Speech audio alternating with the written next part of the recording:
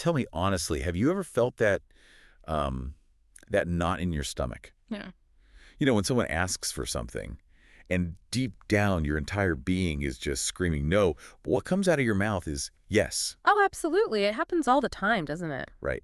Maybe it was like a last-minute favor a friend needed that completely blew up your plans. Mm-hmm. Or your boss piling on more work when your plate was already, overflowing. Been there. Or maybe you just agreed to something, anything, really. Because the thought of upsetting someone Yeah. just felt worse than the absolute exhaustion you knew was coming. Yeah, that immediate discomfort versus the long-term pain. Exactly. And then what happens? You get home, you're totally drained, frustrated, maybe even angry at yourself for not standing your ground, Yeah. for giving away another piece of yourself until there's, like, nothing left for you. That feeling is incredibly common, so relatable. And that's exactly why we're doing this deep dive today. Because here's the reality, the core truth that our sources kept hitting on. Every single unnecessary yes you say is actually a hidden no. A no to your own dreams, your own peace, your crucial self-care, and yeah, your own growth. That's such a powerful way to put it. Every yes has a corresponding no somewhere It else. really does. Yeah. So our mission in this deep dive is pretty clear. We're going to pull back the curtain on the profound power of that simple, often terrifying two-letter word no. Mm-hmm. We'll unpack why it feels so incredibly challenging to say it. Hmm. We'll uncover the often surprising, sometimes hidden costs of always defaulting to yes. And crucially, the how. Yes. And most importantly, we'll equip you with the mindset and the practical tools you really need to reclaim control, set healthy boundaries, and genuinely put yourself first. We've gone through some compelling research, lots of real-world insights, and we've tried to distill the most impactful stuff for you. Okay, let's truly unpack this then, because the fundamental question, the one that really, underpins everything, is why? Why does saying no feel like such an impossibly difficult thing for so many of us? Right. It's clearly not about weakness, it's a struggle so many people share. What's actually going on under the surface there? It's a fantastic question. And what's so compelling about the sources we looked at is how they dig into these really deep-rooted psychological reasons. This isn't just like a personality quirk. It taps into some fundamental human wiring. Okay, so where do we start? Our sources immediately point to something they call the hidden fear behind yes. Mm-hmm. It basically says that at our deepest, most primal level, we humans are wired to belong. Like, think about our ancient ancestors thousands of years ago. Right. Survival depended on the group. Exactly. If your small tribe rejected you, if Yeah. you got cast out, it wasn't just emotionally painful, it literally meant danger, exposure, Yeah. maybe even death. Survival was directly tied to being accepted, being part of the group. That instinct is still incredibly powerful. Totally. That primal instinct, the deep-seated need for connection and acceptance, it's still incredibly active within us today. It's a powerful, often unconscious driver of our behavior. That's exactly. So when we even think about saying no to a request today, in our modern lives, our brain can sometimes interpret that as a potential threat, almost like we're putting our relationships, our sense of belonging at risk. Wow, okay, so it triggers actual fear. Yeah, it can immediately trigger those deeply ingrained fears. What if they get angry? What if they think I'm selfish? What if they just, leave me? So in that immediate moment, defaulting to yes really feels like the safer bet. Ah, the path of least resistance Yeah. in the moment. Right. You get that instant approval, maybe a fleeting smile of gratitude from the other person. It gives you an immediate, though pretty temporary, sense of validation.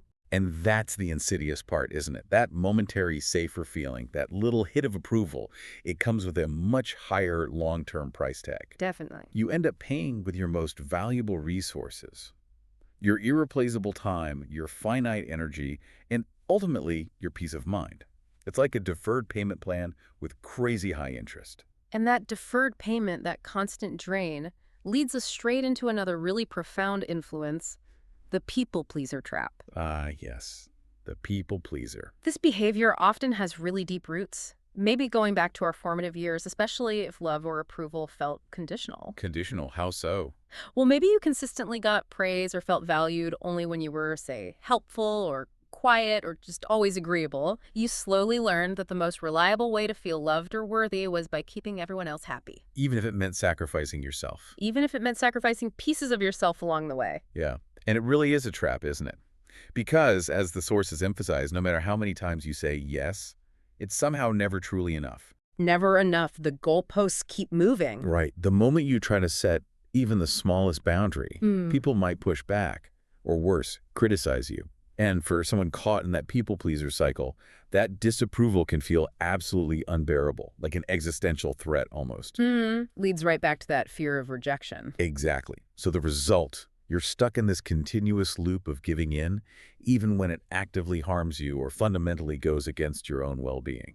And that constant giving in, that yielding, it almost always feeds into what our sources call the guilt factor. Oh, guilt. The big one. Yeah. It's incredibly common for us to mistakenly confuse saying no to a specific request with rejecting the person themselves. Right, like there's the same thing. Exactly.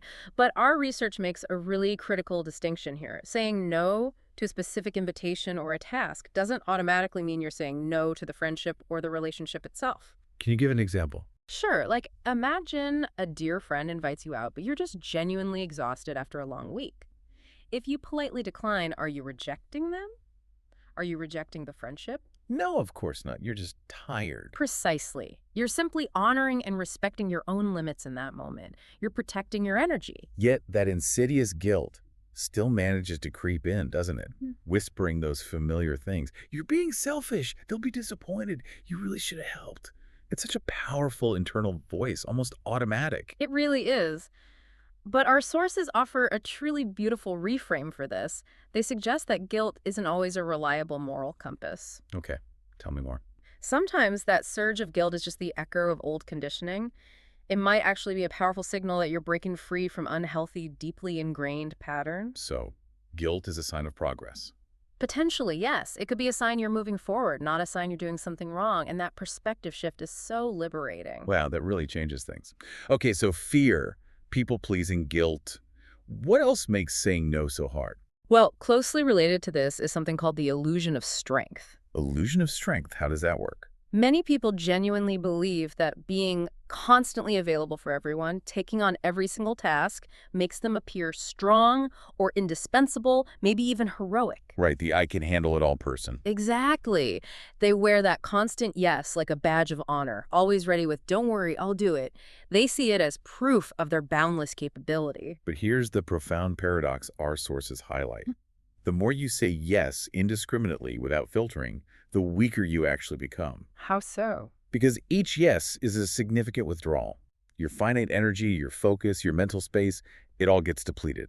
And when your energy is perpetually scattered everywhere, diluted across countless obligations and other people's demands. You eventually find you have nothing left for what genuinely matters to you. Precisely.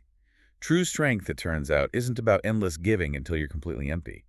It's about knowing your limits, honoring them fiercely, and then serving from a place of genuine wholeness and capacity. Strategic strength, not just brute force giving. Exactly. It's about applying your strength wisely.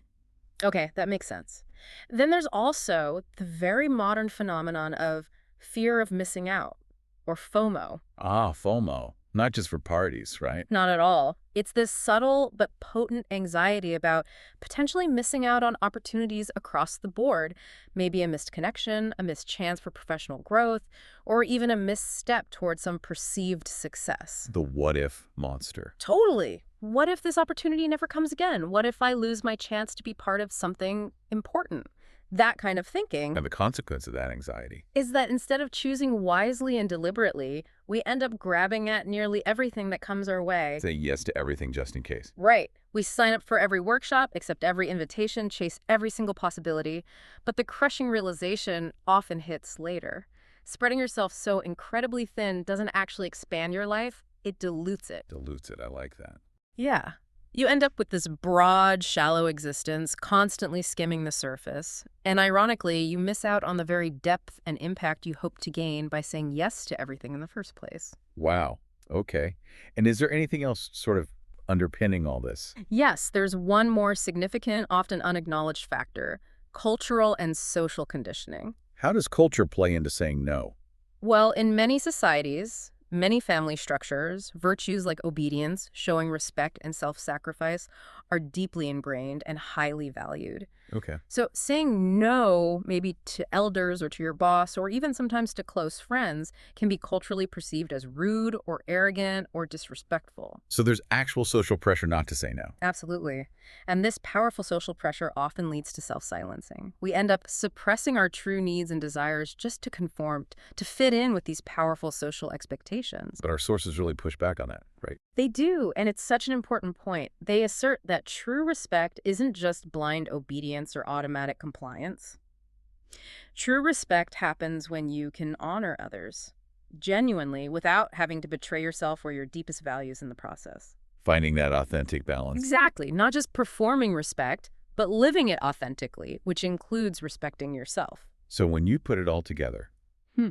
the ancient need to belong, the people-pleasing habits, the guilt, the illusion of strength, FOMO, cultural pressure. It becomes crystal clear why a simple two-letter word can feel like such a monumental, almost impossible challenge for so many of us. It's this complex, interwoven web of internal wiring and external pressures. Okay, that makes so much sense. Understanding the why is huge. Right. And it sets us up perfectly for the next crucial question, because here's where it gets really interesting and maybe a bit uncomfortable for some of us listening. Mm. Once we understand why we find no so challenging, let's Yeah. talk about the very real, often hidden price we pay for constantly saying yes when every fiber of our being truly means no. The consequences. Yeah. Think about that vivid, painful image. Yeah. It's 10 p.m., you're utterly exhausted, and your mouth says, sure, I'll do it, even when your heart is whispering, I need rest, I need peace. And boom, once again, you betray yourself. That self-betrayal, it stings. It really does. And this is the story for millions of people. The cost, as our sources show, is far, far higher than most of us ever realize. Absolutely. The first and maybe the most immediately felt cost is the time drain. Time, our most precious resource. Without a doubt. Our sources rightly emphasize that time is your most precious, irreplaceable resource. Unlike money you can earn back, or relationships you might rebuild, or even energy you can restore with rest, time, once it's spent, is just gone. Forever. It's the ultimate non-renewable resource. Exactly. When you really let that sink in, every unnecessary yes becomes a literal piece of your life stolen. That extra meeting you didn't really need to be in, Gone. that party you didn't genuinely want to attend, Gone. that endless task that wasn't even your responsibility. Oof. Vanished. Individually, they might seem small, almost negligible, but if you actually start tallying them up, It adds up fast. you realize that years of your precious life have accumulated. Years spent living someone else's agenda instead of consciously building your own. The ongoing cost of always saying yes is a life filled mostly with other people's priorities. Not your own deepest desires. And flowing directly from that time drain is the profound impact of emotional exhaustion. Okay, tell me about that. Well, saying yes might offer that immediate ease, right? A quick fix for social pressure, avoiding a tricky conversation. But the aftermath is often this heavy burden. You feel resentment silently building inside. Like a quiet bitterness. Yeah, exactly. It can fester and just poison your internal landscape. You might start asking yourself, why am I always the one carrying everyone else's load? Why does no one ever seem to consider my needs? And this internal chatter, this silent questioning, that's the deep emotional toll of chronic people-pleasing, isn't it? Absolutely. You might keep up that agreeable facade, smiling externally, but inside, you feel completely unseen, unheard, and profoundly unappreciated. There's a core truth here that's really striking and kind of heartbreaking. When you continuously say yes, just to keep others happy, you are slowly, bit by bit, abandoning yourself. And as our sources highlight, nothing hurts more. Nothing leaves a deeper, more chronic wound than that constant self-abandonment. And if that self-abandonment goes unchecked, what happens then? It almost inevitably leads to burnout, the silent killer. Burnout. We hear that word so much now. We do, and it's become one of the most significant mental and physical health challenges of our time. People are working longer hours, managing this endless stream of commitments, constantly pushing themselves way beyond their natural limits. Because they can't say no. Exactly. When you are fundamentally unable to say no, your body and mind eventually, and often quite forcefully, compel you to stop. How does that manifest? It can show up as chronic illness, persistent, debilitating fatigue, or even complete mental and physical breakdowns. Burnout isn't laziness or a lack of drive.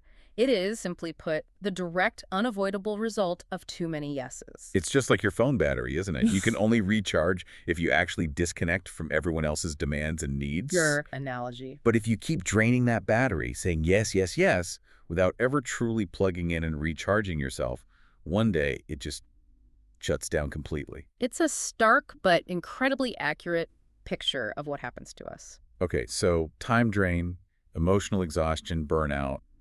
What else? Well, here's something quite ironic, something our sources call the respect paradox. The paradox about respect. Interesting. Most people default to yes because they genuinely want to be liked, seen as helpful, and ultimately respected. Right, makes sense. However, the often uncomfortable truth, as our research reveals, is that people often don't truly respect those who never say no. Wait, really? Why is that? It's quite simple, actually. When you're always available, when your yes is automatic, your time and effort naturally become devalued. People start taking you for granted. They just assume you'll always show up, even when it's incredibly inconvenient or even bad for you. So the more you give automatically, the less they appreciate it. Pretty much, the perceived value decreases. But look at the contrast. The people we genuinely respect the most, leaders, mentors, even close friends, they're almost always the ones who have clear, firm boundaries, aren't they? Absolutely. They can say no without a huge apology or crippling guilt. Why? What makes them different? Because their time, their focus, their energy feels valuable. Their yes carries immense weight precisely because it's not automatic. It's a conscious, meaningful choice. So constant yes doesn't build respect. It paradoxically erodes it. It basically teaches others that your time is cheap. That's a blunt way to put it, but yeah, essentially. And perhaps the greatest, most profound, most insidious cost of always saying yes is actually losing yourself. Losing yourself. That sounds serious. It is. When your life is primarily dictated by everyone else's demands and priorities, you gradually, almost imperceptibly, stop asking the fundamental questions. What do I truly want? What genuinely matters to me? What are my dreams? You forget your own aspiration. Exactly. That business idea you've dreamt of, the book you always wanted to write, that personal fitness journey you longed to begin, they all get perpetually postponed. Why? Because you're too busy saying yes to everything else. Right. There's no precious space or vital energy left for your own deepest aspirations. And over time, this creates this silent, gnawing pain, doesn't it? You might look in the mirror and genuinely wonder, whose life am I actually living? And that truly is the deepest tragedy of an unchecked automatic yes. It steals not just your time and energy, but your very identity, your sense of self, and ultimately, your deepest purpose. Wow, that's heavy. And does this constant overcommitment affect our mental state too? Directly and significantly, it impacts your stress, anxiety, and mental health. Every yes you give when you don't genuinely mean it creates this underlying chronic layer of stress. How does that play out? You overcommit, you find yourself perpetually juggling too many things, feeling pulled in 10 different directions. Your mind is constantly racing with worries. How will I finish all this? What if I disappoint them? What if I just can't keep up? The constant pressure inevitably leads to pervasive anxiety, right? Absolutely. You live in this state of quiet or sometimes not so quiet fear of dropping the ball, letting someone down, being judged as inadequate. And because you're stretched so thin? Even small, normally manageable problems start to feel overwhelming, insurmountable. The cost of always saying yes isn't just emotional, it's deeply mental. It slowly but surely eats away at your peace of mind and overall well-being. Okay, here's another potential paradox. What about relationships? Don't we say yes to preserve relationships? That's what we often think, but it can lead to strained relationships. Many of us say yes precisely to avoid conflict or keep things superficially smooth. Right. Keep the peace. Ironically, it's this very over-yes behavior that, in the long run, often damages relationships the most. When you say yes while secretly harboring resentment inside, you're not being honest or authentic. That unspoken resentment inevitably leaks out maybe through your tone, your body language, even subtle passive-aggressive stuff. And people pick up on that. They often do, even if they can't quite name it. They might intuitively sense your bitterness, even if you never say it aloud. And that creates the subtle but persistent friction that erodes trust. Okay, so what's the alternative for relationships? On the flip side, and this is truly crucial, when you set healthy boundaries, your relationships actually tend to grow stronger and deeper. Stronger. How? Because they become based on honesty, on genuine intention, rather than unspoken obligation or silent resentment. Boundaries foster authenticity, and authentic relationships are always, without exception, more robust, more fulfilling, and far more sustainable. Honesty over harmony built on resentment. Got it. Which leads us to something called the hidden opportunity cost. Opportunity cost, Hmm. like in economics. Exactly. In economics, it's what you sacrifice when you choose one option over another. But our sources emphasize it's not just about money. It's the invisible cost in every decision we make. So every yes has an opportunity cost. Absolutely. When you say yes to one thing, you are automatically, by default, saying no to something else. Can you give some examples? Sure, saying yes to unnecessary overtime might mean saying no to quality, present time with your family. Saying yes to a packed social calendar could mean saying no to personal growth or quiet reflection time. Saying yes to endless distractions. Might mean saying no to finally working on that dream project you've postponed for years. The sobering truth, as our sources reveal, is that most people never fully grasp what they've lost precisely because they never gave themselves the chance or the courage to say no in the first place. It's a silent, constant trade-off we're making without realizing it. Exactly. And this whole phenomenon creates what we can call the domino effect. Dominoes. How's that work? Every single yes can trigger a profound chain reaction. One yes leads to another responsibility, then another. That accumulating responsibility creates more stress. Which leads to health issues. Right. That chronic stress can lead to poor physical and mental health. Poor health impacts your focus and productivity at work. Your work stress then spills over into your relationships, creating tension. So one seemingly small yes can ripple out. And profoundly affect every single area of your life. That's the domino effect of overcommitting, a cascade of unintended negative consequences. Wow. That's hard. Ah. But is there hope? Can it work the other way? Yes. And here's the hopeful part, the powerful counterpoint. The same domino effect works powerfully in reverse. Oh. One courageous no, one deliberate boundary can begin to free up time. It can start to restore your energy. It can create the essential space for better, more aligned opportunities to enter your life. So a no can start a positive cascade. Absolutely. It can reverse the flow, leading to a cascade of positive outcomes, a true ripple effect of liberation. That's good to hear. Yeah. So if we connect all these costs to the bigger picture, The sheer cumulative impact goes far beyond just personal inconvenience. It profoundly affects our physical and mental health, our relationships, our creative capacity, and ultimately our deepest sense of purpose and fulfillment in life. It's not just about feeling tired, it's about a fundamental erosion of well-being and meaning, a steady drip, drip, drip of self-abandonment. okay. So given all of that, the stakes are clearly high. How do we begin to build a different way of living? A life that feels more authentic, more fulfilling, more ours.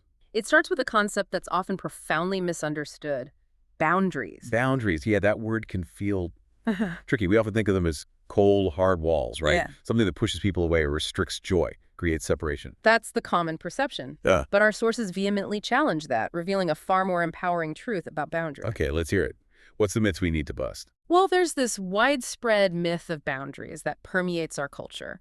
Many of us were taught from childhood things like, be nice, don't say no, always help others. And maybe that sacrifice is love. Exactly. That's a powerful one. So as we grow up, we inadvertently confuse genuine kindness with mere compliance, with just going along to get along. We start believing that the more we give up of ourselves, the more loving or generous or even good we are. That's the myth. That's the profound and damaging myth. True kindness doesn't flow from exhaustion or deep-seated resentment. Genuine kindness, the kind that feels pure and sustainable, flows from a full, healthy heart. And you can only keep your heart full. When you actively protect it with strong, well-defined boundaries, they aren't a sign of selfishness. They are, paradoxically, a prerequisite for authentic generosity and sustainable connection. Okay, so if they're not walls, Yeah. what boundaries really are then? Let's redefine them. A boundary is simply a line you draw, a conscious choice you make to protect your vital energy, your precious time, and your core values. There's a protection mechanism. Yes. It's a clear, honest statement. This is what I can give and this is what I cannot, or this is what's okay with me and this is what's unequivocally not okay. Its ultimate purpose isn't to shut people out. But rather, Rather, it's about creating the necessary protected space within your life to let the right people and the right opportunities in without getting completely drowned and overwhelmed by everything else. I love the analogy you used earlier, not a wall, but like a fence around a flourishing garden. Exactly. Without that fence, anyone can wander in, trample the flowers, leave a mess, and the garden gets slowly, inevitably destroyed. But with the fence firmly in place. The garden can thrive and flourish precisely because it is protected from what would harm it. It's not about restriction, it's about preservation, cultivation, and allowing for vigorous growth. That's a beautiful way to think about it. But let's be real. Why boundaries feel uncomfortable initially is a big hurdle. Why does it feel so awkward or even wrong at first? It often feels profoundly uncomfortable, almost like you're doing something fundamentally wrong or being rude. This is usually because you've likely been thoroughly trained to say yes. And maybe built your identity around being helpful. Exactly. You've probably built a significant part of your identity around being the reliable one, the helpful one, or the one who never complains. So when you suddenly say something different, Like, I can't take this on right now, or that doesn't quite work for me. Your brain might actually panic. Guilt kicks in immediately. Fear whispers those anxieties. What if they get upset? What if they misunderstand? What if they leave me? but here's the secret, right? A powerful truth from our sources. Yes, that discomfort is temporary. Boundaries feel heavy or awkward at first, only because they are new, unfamiliar muscles you're starting to flex. Like working out for the first time. Precisely. Once you practice them consistently, they become natural, intuitive, and profoundly empowering. The awkwardness is simply a sign of growth. Okay, that's encouraging. And this consistent practice leads to something counterintuitive you mentioned. Boundaries build respect. How does that work? We often mistakenly believe that saying yes all the time will earn us respect. But as our sources powerfully reveal, the opposite is actually true. People genuinely respect those who clearly know their limits, value themselves, and confidently articulate those boundaries. Why? What message does setting a boundary send? When you set a boundary, you are sending a powerful, unmistakable message. My time is valuable, my energy is valuable, my well-being is valuable, and I respect myself enough to protect it. And when you respect yourself? Others, almost invariably, follow your lead. Instead of taking you for granted, which is what often happens when you're constantly available and compliant, people begin to truly value your yes. Because it's not automatic anymore. Exactly. It becomes a rare, considered gift, carrying so much more weight and meaning. Your yes actually means yes. Okay, that makes sense. And you also mentioned that boundaries protect your energy. Can you expand on that? Let's go back to that analogy of your personal energy as money in a bank account. Okay. Every yes you utter is a withdrawal. If you keep spending without any limits, without a budget, you will inevitably go bankrupt. You'll be completely depleted, right? Right, energy bankruptcy. Boundaries, in this analogy, act like that essential budget. They prevent you from thoughtlessly giving away all your precious energy to things that don't truly align with your core values or most important goals. So they help you invest your energy wisely. Exactly. Invest in what truly brings returns. Mm. Your health, your passions, your deepest purpose, your true impact. And without boundaries, the result is constant exhaustion. Feeling perpetually drained and overwhelmed, yeah. But with boundaries firmly in place, you begin to experience something profound and liberating: balance. A genuine equilibrium in your life where you have enough in reserve to show up fully for what truly matters. Okay, and this connects to self-love. Inextricably. Let me state this clearly, as our sources do, because it's a cornerstone. Boundaries and self-love are deeply linked. Boundaries are not selfish. Say that again. Boundaries are not selfish. They are, in fact, one of the purest and most powerful acts of self-love. Why? The principle is simple yet profound. You cannot pour from an empty cup. You cannot genuinely and sustainably care for others or give authentically and with joy when you have completely abandoned yourself and allowed your own cup to run dry. So every boundary is an affirmation. Yes. Every single time you set a boundary, you are actively reminding yourself, you are affirming the deep truth. My needs matter. My voice matters. My life matters. And the amazing part, When you love yourself enough to establish and consistently maintain boundaries, your love for others actually becomes purer. It's unadulterated by the resentment or exhaustion that so often accompanies people-pleasing. it becomes love given freely, consciously. Not out of nagging obligation, yes. And this self-love, protected by boundaries, Yeah. ultimately creates true freedom. How does that work? Here's the profound irony. Without boundaries, you are not actually free. You are, in essence, controlled by others' expectations, their often unending demands, their shifting moods. You live reactively. But when you learn to confidently say, this is okay for me and this is not okay for me. You gain profound freedom. Freedom to rest when you need it. Freedom to choose how you spend your precious time and energy. Freedom to dedicate your life to what genuinely lights you up and aligns with your deepest purpose. Think about the practical implications. Saying no to toxic relationships. Frees you to build healthy reciprocal ones. Saying no to endless distractions frees you to focus intently on your most important goals and creative projects. Saying no to unnecessary obligations. Frees you to finally breathe, to create vital space in your life for reflection and joy. Our sources are emphatic. Boundaries don't limit your life, they powerfully expand it, opening doors to new, more fulfilling possibilities. Can we look at some real-life examples? How does this play out day to day? Absolutely. At work, for instance, if you don't have boundaries, you might find yourself staying late every night, saying yes to tasks that aren't really yours, leading inevitably to burnout and resentment. But with boundaries. You might politely say, I can definitely tackle this first thing tomorrow morning, and then you leave on time. Paradoxically, your productivity often improves, and so does the respect you get from colleagues and superiors. Okay, what about friendships? Without boundaries, you might agree to plans you don't actually enjoy, just to avoid perceived conflict. With boundaries, you could say, thanks so much for the invite, but I think I'll sit this one out tonight. Your friends learn to appreciate your honesty, and you feel lighter, more authentic. And family. That can be a tough one. Incredibly challenging, powerful area. Without boundaries, you might let relatives make significant choices for your life, your career, relationships, lifestyle. With boundaries, you listen respectfully, you hear their advice, but you assert calmly and firmly, I really appreciate your input, but ultimately, I need to choose what feels right for me. And for the first time, maybe. You truly live authentically, aligned with your own truth and desires. It's a profound liberation. But achieving that often requires something really tough, right? You called it the courage to disappoint. Yes. This is a powerful, often uncomfortable truth. True freedom often comes when you learn to disappoint others. And yes, I mean disappoint. Why is that necessary? Because no matter what you do, no matter how hard you try, you simply cannot please everyone all of the time. It's impossible. If you live your life constantly trying to avoid disappointing others, you will spend your entire life disappointing yourself. That's the painful trade-off, isn't it? Disappoint them temporarily or disappoint yourself chronically. Exactly. But when you are brave enough to let someone down with honesty and integrity, you simultaneously open the door to living your authentic truth. And as our sources suggest, that is a trade worth making every single time. It's a liberation few ever fully experience. Okay, so how do we start? Practicing boundaries feels like the key. It is. And it's fundamentally like building a new muscle. You don't get physically strong overnight. You build strength through small, consistent, deliberate steps. So start small. Start simple.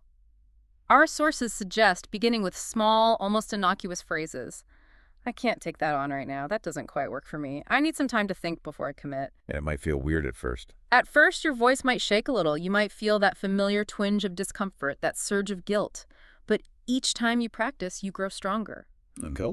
Soon, saying no will begin to feel as natural, as essential as breathing itself. It becomes an innate, comfortable part of how you live and interact. The discomfort truly is temporary. It's just a sign of your growing strength. So if boundaries are so fundamental to self-respect, peace, freedom, this raises a question for everyone listening, doesn't it? It does. For you, the listener, where in your own life is your fence? Perhaps weakest, or maybe even non-existent. Where are you most likely to default to an automatic yes without even really thinking about it? Identifying those specific areas is the powerful first step towards change. That's a fantastic point, and it sets us up perfectly for the next step, because we've really explored why we struggle, what it costs us, and what boundaries fundamentally are not walls, but these protective, empowering fences. Right. The foundation is laid. But now let's get down to the practical how. How do we actually say no effectively, clearly, respectfully, and maybe most importantly, how do we do it without getting stuck in that all too familiar, debilitating trap of guilt? To truly master the art of the no without the guilt baggage, we first have to deepen our understanding of the source of guilt. We touched on this, but it's key. That feeling of guilt isn't proof you're being selfish. It's often old conditioning, right? Exactly. From childhood, many of us were subtly or overtly taught that good kids obey, or don't upset others, or sacrifice is love. So when you begin to prioritize your own needs, your brain interprets it as breaking these deeply ingrained rules. And that's why guilt shows up. Precisely.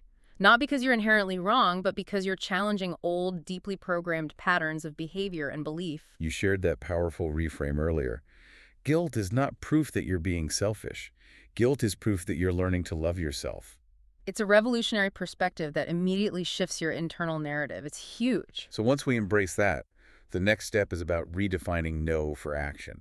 We've said no isn't rejection, cruelty, or selfishness. What is it then? The liberating truth is that no is clarity. No is honesty. And no is ultimately, profoundly, protection.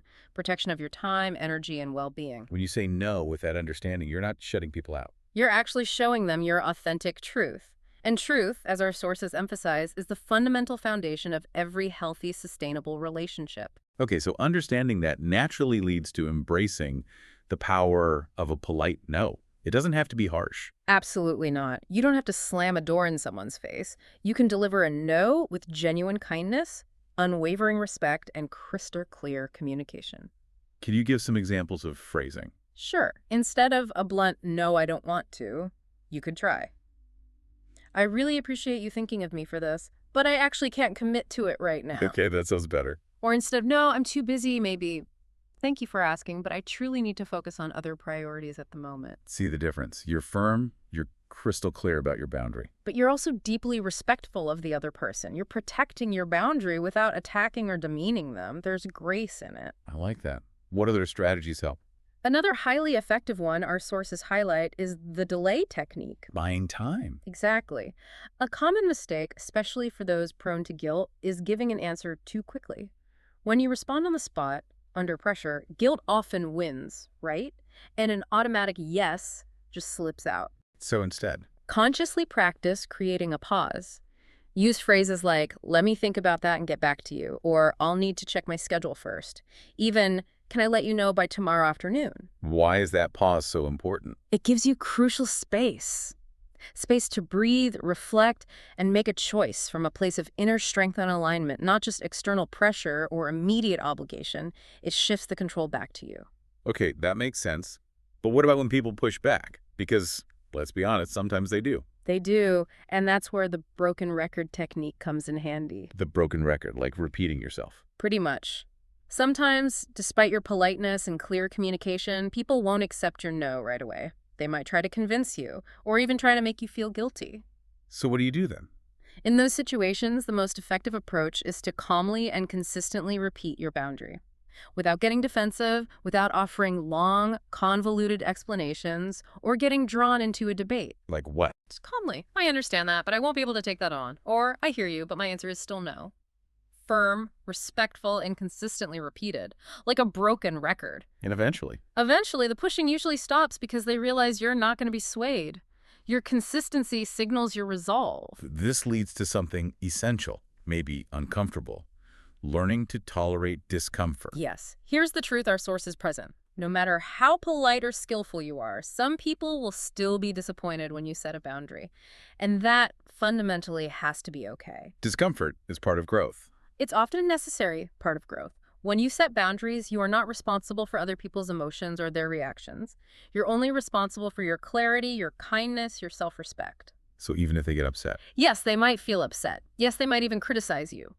But if your no is rooted in honesty and self-respect, then their reaction, their disappointment, it belongs entirely to them, not to you. You don't have to carry it. That's a huge relief, actually. Okay, what if the idea of saying no feels totally overwhelming right now? Where do you start? If it feels overwhelming, our sources strongly suggest you practice small no's. Low stakes. Exactly. Begin with low-stakes no's to gradually build your confidence in that internal no muscle. Say no to the extra sugar in your coffee if you don't want it. Say no to a small, unimportant request that doesn't genuinely matter. Say no to a casual plan you don't really enjoy or have the energy for. And each small no builds confidence. Little by little, yes. It reinforces your ability to set limits. And slowly, consistently, you develop the courage and conviction to say no in bigger, more significant situations at work, in crucial relationships, in major life decisions. The cumulative effect is profound. Okay, that feels manageable. Start small. And this connects to that powerful mindset shift you mentioned. No is a yes in disguise. Can you unpack that again? It's such a crucial reframe. It means every no you utter, every boundary you set, is secretly a yes to something higher, something more aligned with your true self and your deepest purpose. Examples. Saying no to endless distractions is saying yes to your most important goals. Saying no to toxic people is saying yes to your peace and healthier connections. Saying no to overcommitment is saying yes to balance, self-care, and inner calm. So focus on what you're gaining by saying no. Exactly. Focus intensely on what you are protecting, on what you are investing in.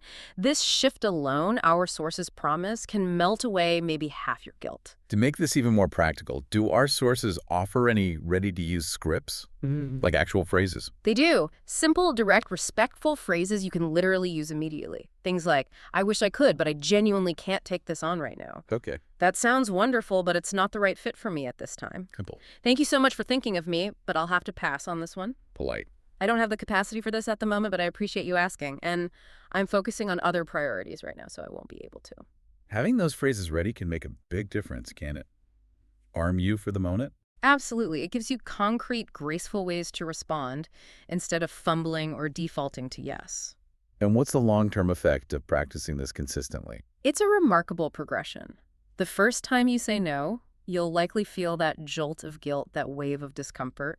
The second time, probably still nervous, maybe awkward. But by the third, fourth, fifth time? You'll begin to feel a genuine, quiet sense of power and self-respect. And soon, something truly amazing happens.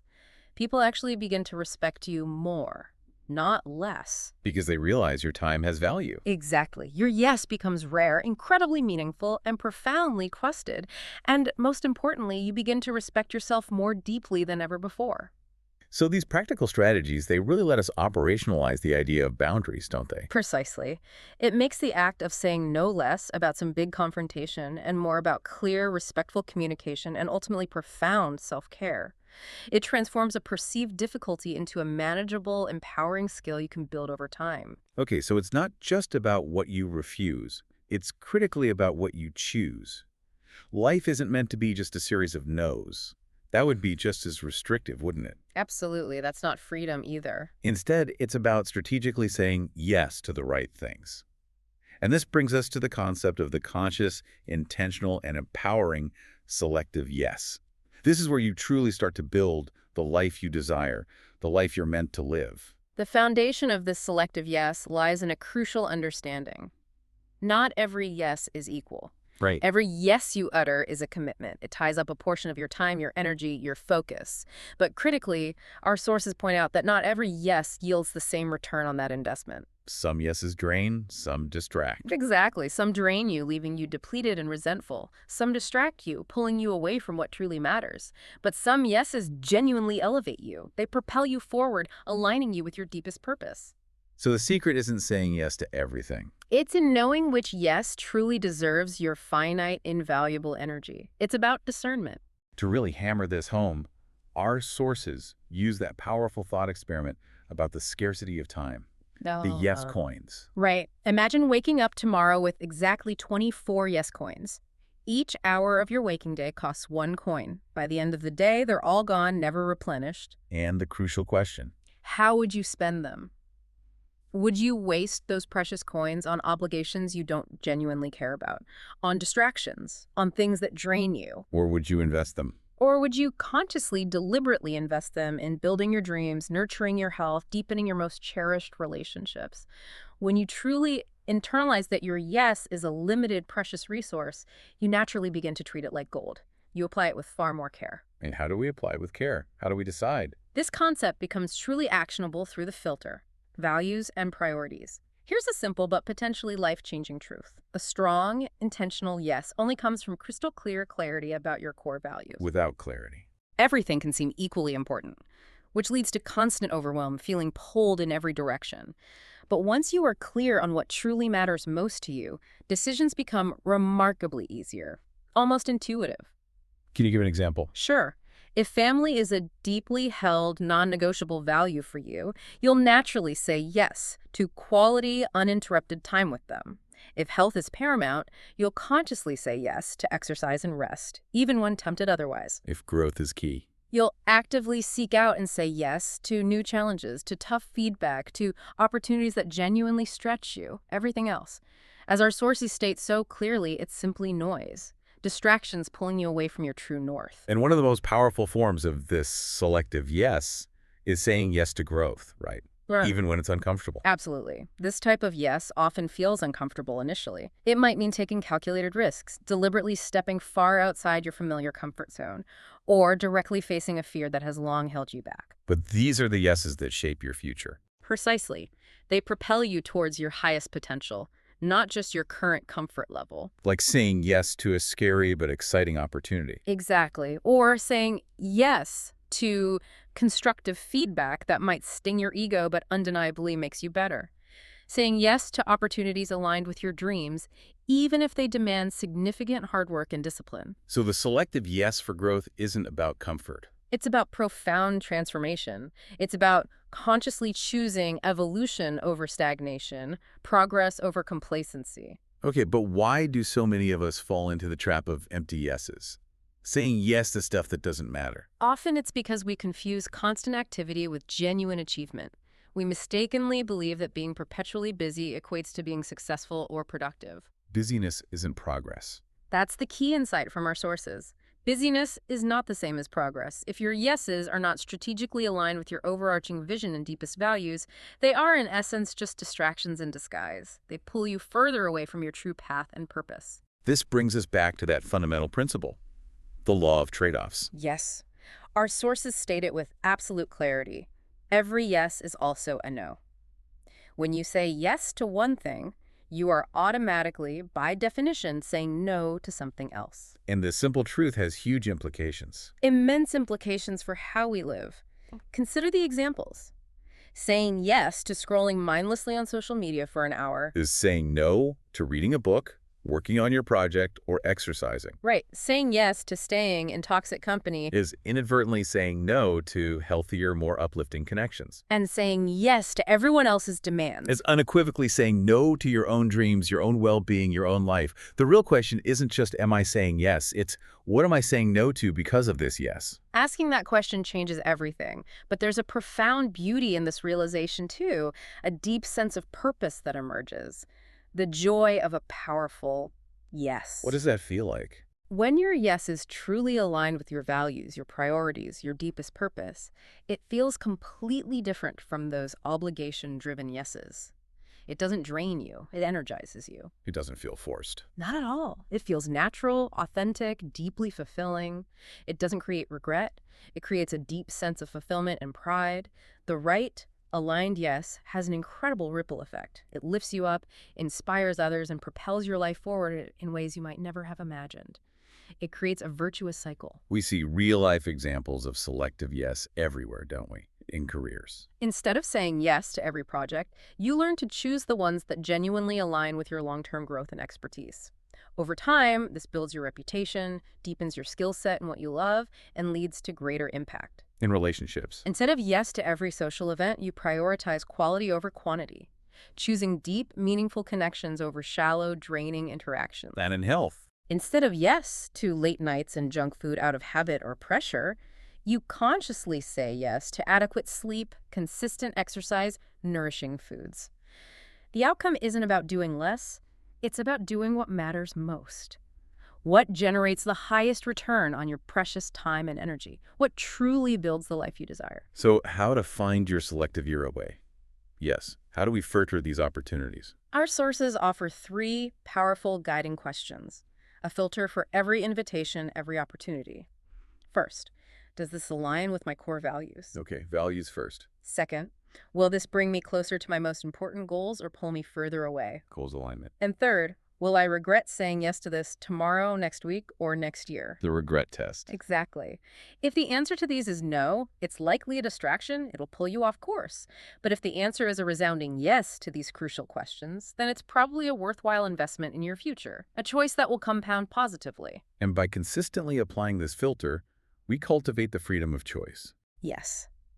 The magic here is that when you stop scattering your yes everywhere, you powerfully reclaim your freedom. You no longer live trapped by guilt, fear, or endless obligation. You live by conscious choice. by design. Exactly. Every yes then becomes a deliberate, intentional step toward the life you genuinely want to create, the life that truly reflects who you are and what you care about. And every no. Becomes a powerful shield protecting that vision from being eroded by external demands and shiny distractions. That ultimately is the profound power of the selective yes. It doesn't just shape your schedule, it quite literally shapes your destiny, ensuring every choice truly counts. Building a life by design, not by default. Okay, let's explore another really fascinating angle here. How this simple word no is actually an incredibly underrated tool for something many of us struggle with, self-discipline. Yes. Discipline, not usually linked with no. Right. We often think of discipline as forcing yourself to do things, but the sources suggest it's maybe more about not doing things. It's not about restriction, but creating a deeper freedom. Oh, Think about the athlete waking up early to train. Their discipline starts with saying no to hitting snooze. Right. And that no gains them the freedom of peak performance. okay, I see. The writer. The writer who says no to distractions and shows up daily at the desk achieves the freedom of creative expression. The healthy person saying no to junk food enjoys the freedom of vibrant health. It all starts with a refusal. This powerful connection is rooted in the idea that discipline begins with a no. Every truly disciplined act, every intentional choice towards a goal originates from a refusal. When you stick to your diet. You are fundamentally saying no to the tempting donut or the unhealthy choice. When you actively save money, you're saying no to impulse buys. Will you stay consistent with work? You are saying no to laziness, procrastination, distraction. Discipline, then, becomes less about what you actively do and far more about what you actively refuse to do. It's the power of intentional omission. But many people rely on the myth of willpower, right? Believing discipline needs this endless supply of it. Exactly, that superhero-like reservoir. But the truth, as our sources reveal, is that willpower is finite. It's like a battery that drains pretty quickly with every decision, every temptation resisted. So how does no help? Isn't that using willpower? It is initially, but here's the transformative part. Every time you successfully say no to a temptation, you're not just expending willpower, you're actively training it. You're building its capacity. So it gets easier. Over time, yes, Yeah. that no becomes more automatic. It transitions from a conscious struggle to an inherent part of your identity. You no longer rely solely on your mood or fleeting motivation. You rely on deeply ingrained habit, a stronger internal framework. Which is why self-discipline can be seen as the muscle of no. Precisely. Just like any physical muscle, it strengthens with consistent use with every rep. At first, saying no might feel deeply uncomfortable. You might crave the distraction, the comfort, the easy way out. But every no you practice. Every deliberate refusal builds tangible strength. The journey often goes like this. Day 1, saying no feels like an uphill battle. Day 10, it feels like progress. By day 100, it feels entirely natural, almost effortless. The formula is no is the rep. Discipline is the muscle. Freedom is the result. Exactly. That sums it up perfectly. And this muscle isn't built in grand, dramatic moments, is it? It's forged through the everyday no's. Absolutely. Discipline is constructed through a multitude of small, consistent daily choices. Saying no to an extra 30 minutes of scrolling before bed. Saying no to the insidious "I'll start tomorrow" excuse. Saying no to wasting time on activities that don't genuinely align with your goals. These tiny no's add up. They accumulate to create massive, life-altering results. Our sources put it powerfully. Success is not one big yes. It's thousands of small no's stacked over time. It's the micro decisions that build the macro results. And this reiterates why no creates freedom when we look at it through this discipline lens. The paradox holds profoundly true.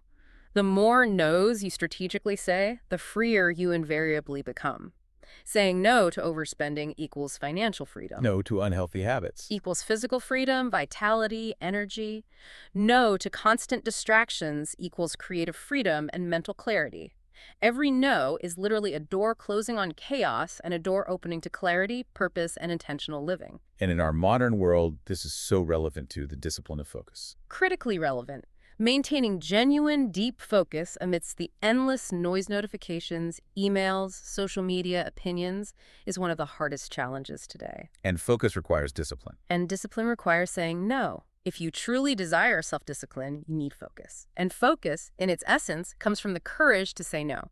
No to multitasking, no to checking your phone constantly, no to tasks that seem urgent but are actually unimportant. It's about protecting your yes. Ruthlessly protecting your yes for what truly matters most, for that single point of powerful concentration. We see these principles in real-world examples all the time, don't we? Absolutely.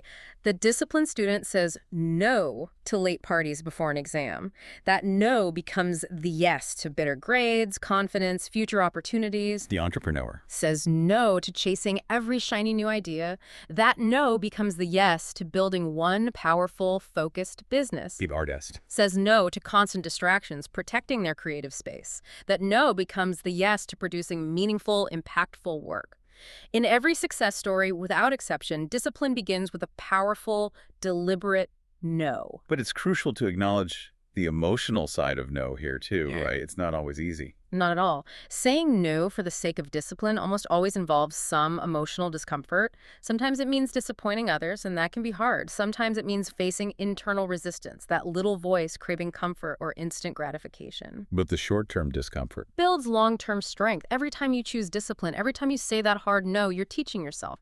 I can trust myself. I keep my word to myself. I am stronger than my impulses.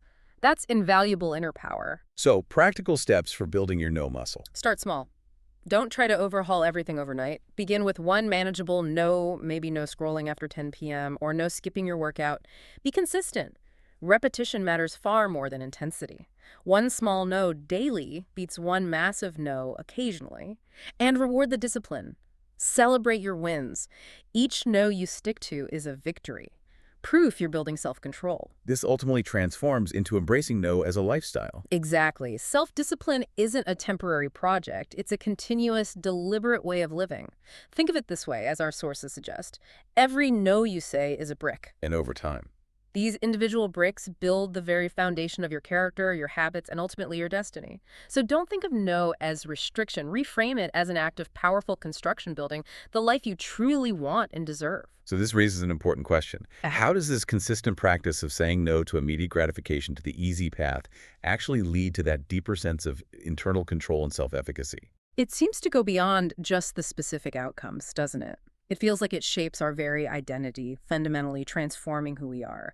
It suggests a truly profound inner shift. Okay, we have talked about guilt pretty much throughout this deep dive because, let's be honest, it is often the single biggest, most paralyzing barrier to actually saying no. It's the final frontier for many people. Right. So now, let's really tackle it head on. How do we move from that sinking feeling, that self-betrayal when we cave, to a place of strength, maybe even pride, when we successfully set a boundary? We all know that internal sigh, that quiet disappointment in ourselves. To truly conquer it, we first need to consolidate our understanding of why we feel guilty. As we've explored, the root causes are often that primal fear of rejection, that deep-seated need for external approval, and what our sources call false responsibility, carrying the weight of problems or emotions that aren't genuinely yours. And it often traces back to childhood conditioning. Very often. Where we were praised for being good kids only if we were obedient, helpful, agreeable. But the fundamental truth, the one we need to internalize, is this. You are not responsible for everyone's happiness.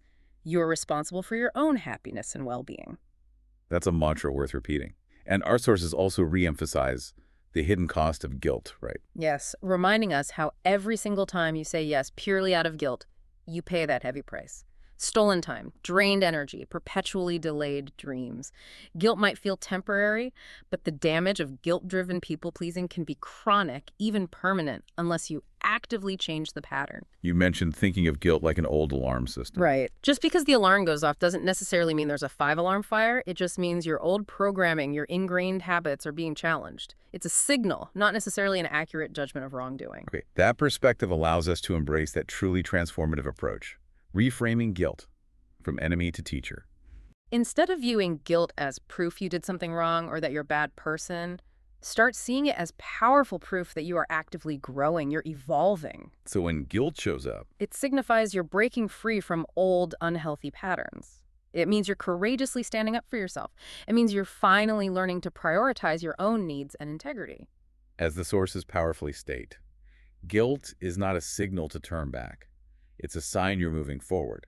It's a growing pain, not a moral failing. That reframe is everything. Okay, so How do we handle that immediate, intense feeling of guilt when it surges? Our sources offer 4 practical strategies to handle guilt in the moment. What's the first one? First, pause and breathe. Don't react instantly. Don't let panic take over. Take a deep, grounding breath and consciously remind yourself, I'm not rejecting them as a person.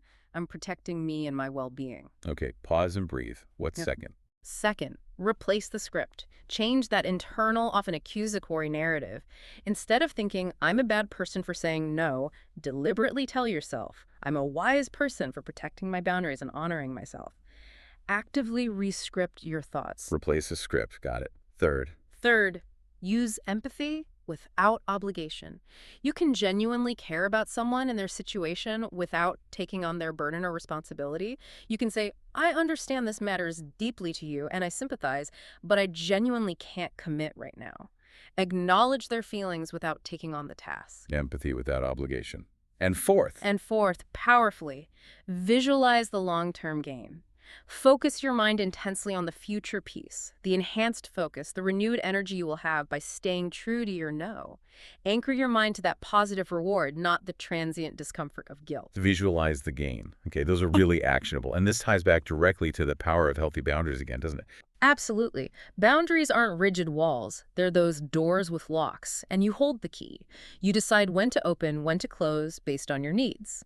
While that initial guilt is likely, consistent, firm boundaries ultimately lead to greater respect from others. As they recognize your self-respect. Exactly. When you respect yourself enough to set boundaries, others almost invariably follow suit. Your consistent actions teach them how to treat you. Okay, another source of guilt seems to be trying to maintain that perfect image. Oh, definitely. We relentlessly strive to be the perfect friend, perfect child, perfect employee, perfect partner. But the raw truth is, perfection is an illusion. It's a mirage. You can't be everything to everyone. You simply cannot. And trying to maintain that impossible, exhausting image only leads to depletion and deep disappointment in yourself.